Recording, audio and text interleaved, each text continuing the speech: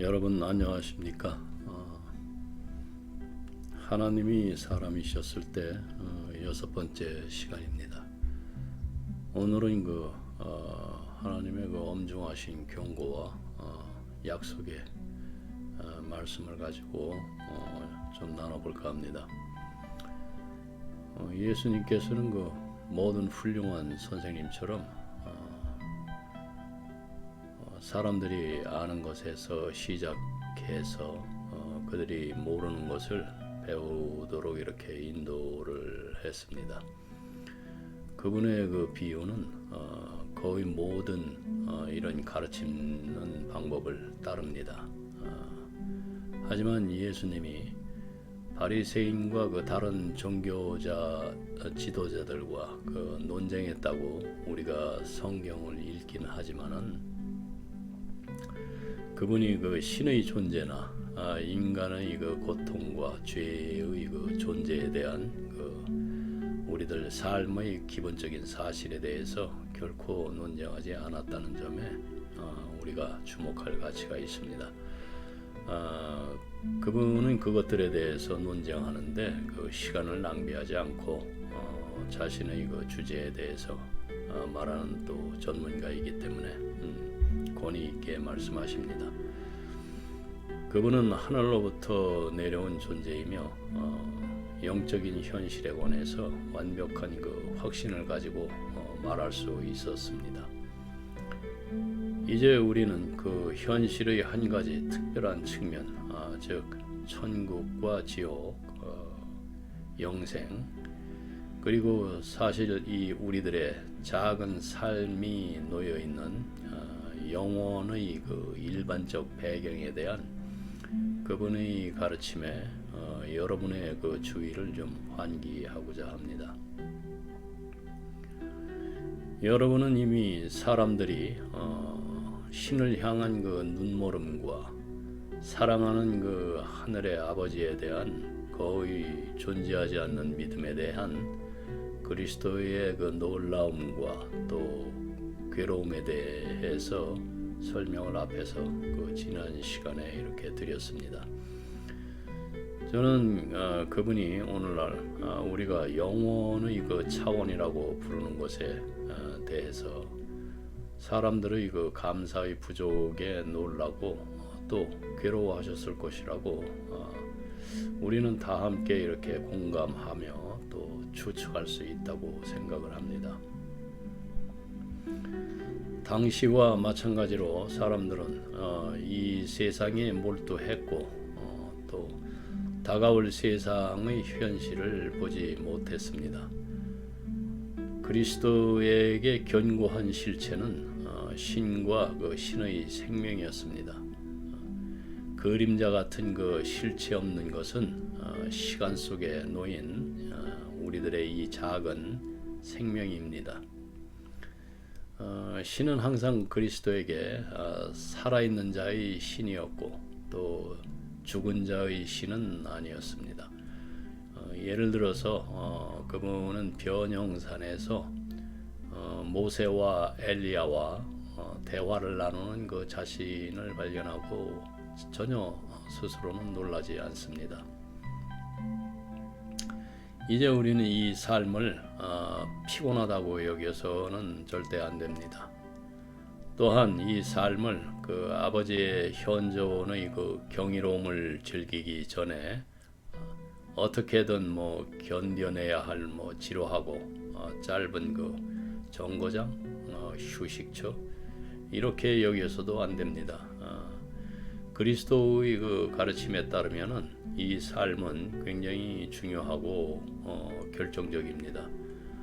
사람들이 여기 지금 사는 영이 존재의 다음 단계에서 그들의 상황을 결정을 합니다.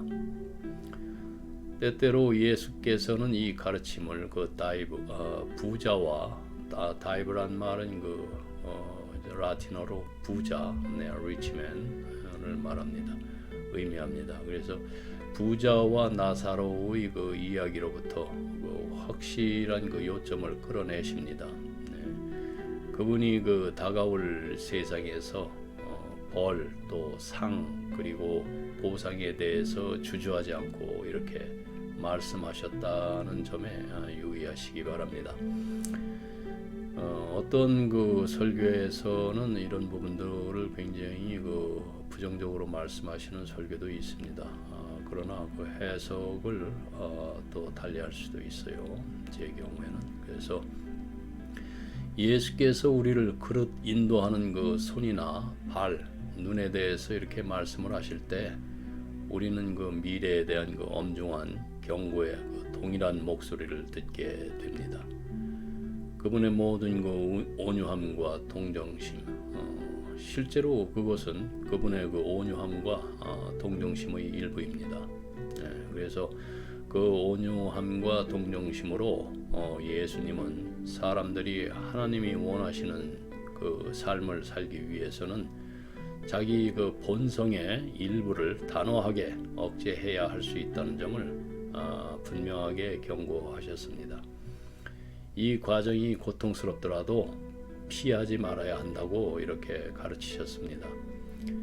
한 눈으로 영생에 들어가는 것이 두 눈을 가지고 지옥불에 던져지는 것보다 나으리라. 마태복음 18장 9절에서 이렇게 말씀하시죠. 이것은 분명 그렇게 의도된 대로 날카롭고 그 생생한 문장입니다. 그리고 그 아마도 우리는 지옥불이 실제로 무엇을 의미하는지 잠시 생각해 볼 수도 있을 것입니다. 제 생각에 단서는 그 게헨나라는 단어에 있는데 킹 제임스 버전에서는 그 지옥불로 번역이 되었습니다. 사실 게헨나는 불타는 곳을 의미하며 그 예루살렘 성벽 밖에 있는 도시의 그 쓰레기 매립지를 설명하는 데 사용되었습니다. 그곳은 낭비와 부패와 또 파괴의 그 장소였습니다. 예수님께서는 그 고문의 장소가 아니라 쓸모없는 그 쓰레기를 위한 그 장소를 의미하는 상징으로 사용하셨을 것입니다.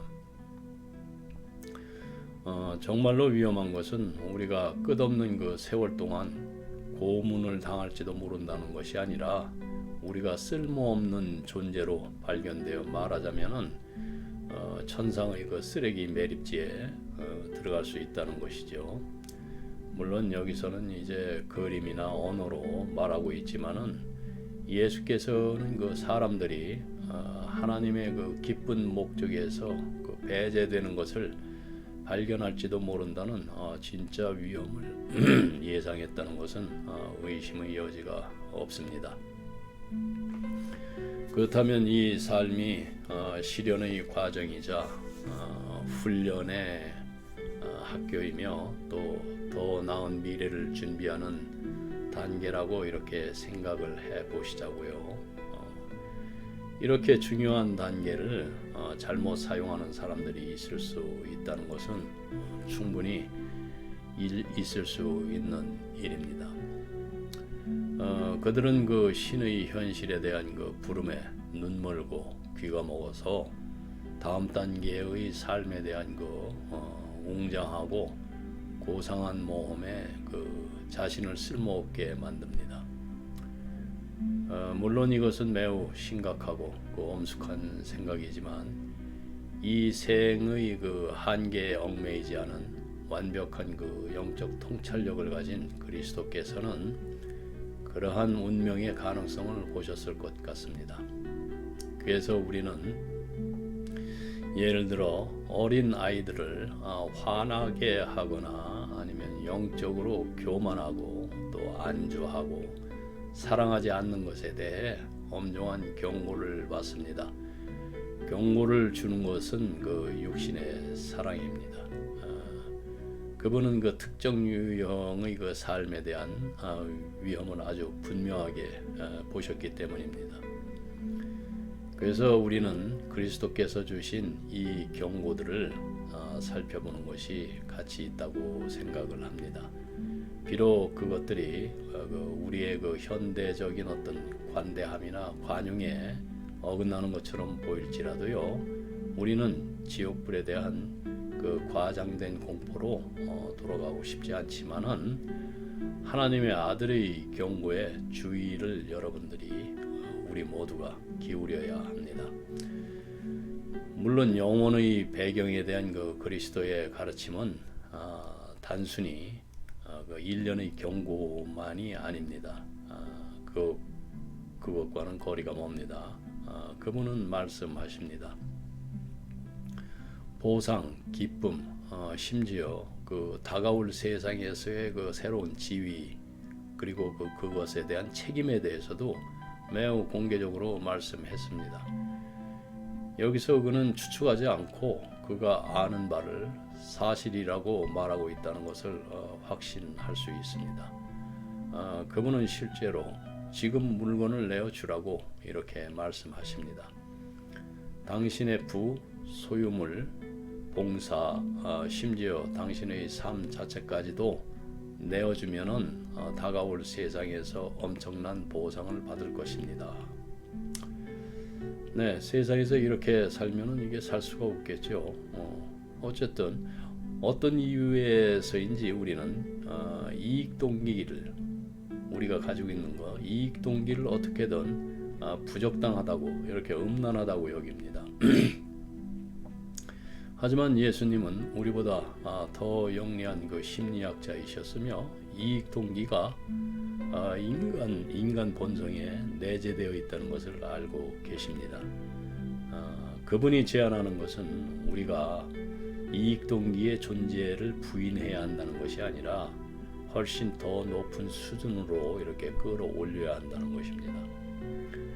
이는 모두 인간 본성의 다른 그 기본적인 요소, 예를 들어서 사랑, 두려움, 야망에 대한 그 조언과 또 일맥상통합니다. 그분은 인간 속에 무엇이 들어있는지 아셨고 우리의 구성에 이런 것들이 있다는 것을 부인하는 대신 이러한 그 기본적인 동기를 새로운 수준의 삶, 즉 그분의 길을 따르는 데 사용해야 한다고 이렇게 제안하셨습니다.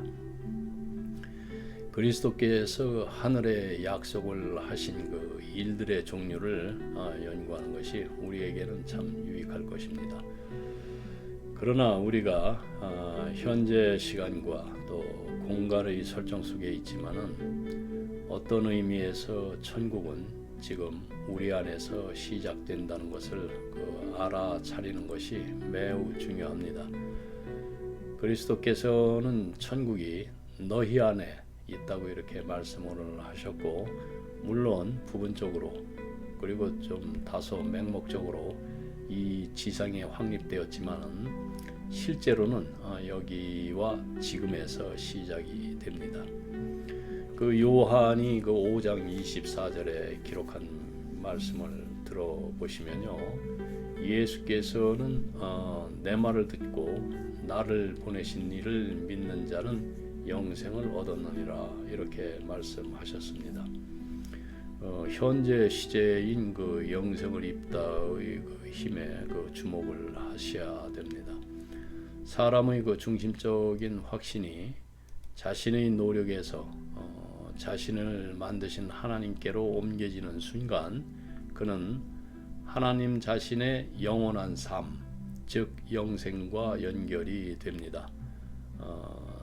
솔직히 말해서 천국은 어떤 찬송가에서 추론할 수 있듯이 이렇게 착한 소년이 된 것에 대한 보상이 아닙니다.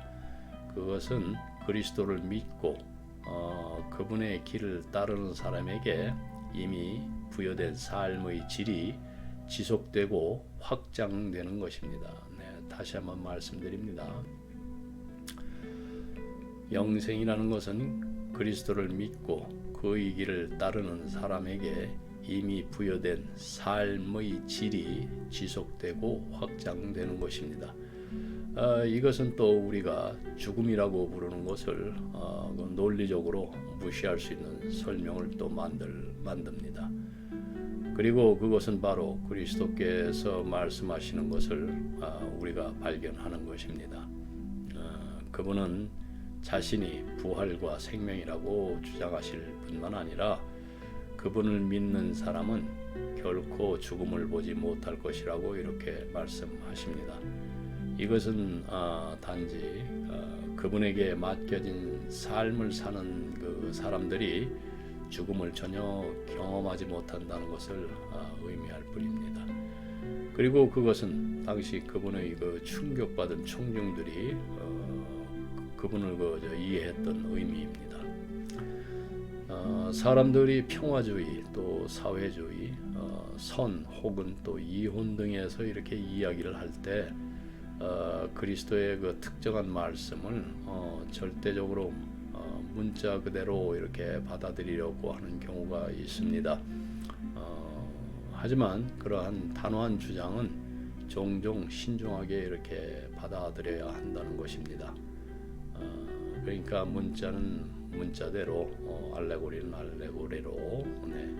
하지만 왜 그래야 하는가요? 네. 우리는 항상 우리의 그 비참한 그 믿음의 부족으로 그리스도의 그 약속의 화려함을 우리가 왜 흐리게 해야 합니까? 이렇게 반문을 해볼 수도 있어요. 하늘, 즉 현실 세계에서 오셨고 곧 하늘로 돌아가실 분이 그 하나님의 아들에게 그 자신의 삶을 맡기는 모든 사람에게 동일한 시대를 초월한 삶의 질이 있을 수 있다고 이렇게 약속하셨습니다. 왜 우리는 그것을 믿을 수가 없을까요? 네.